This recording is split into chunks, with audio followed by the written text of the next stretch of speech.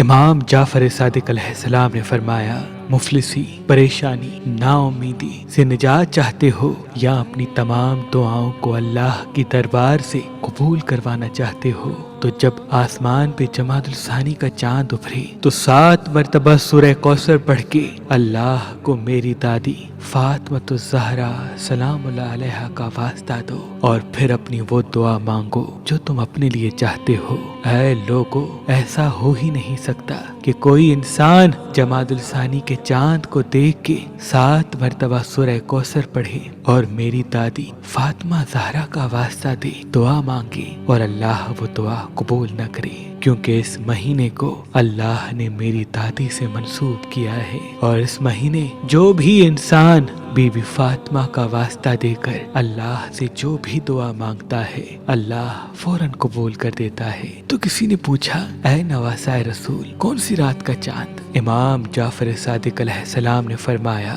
پہلی سے لے کے 7 جمادی الثانی تک کسی بھی ایک رات آسمان کو دیکھ کے 7 مرتبہ سورہ کوثر پڑھو اور پھر اپنی دعا مانگو، انشاءاللہ تم اپنی منزل ضرور پاؤ گے، انشاءاللہ تم اپنی منزل ضرور پاؤ گے۔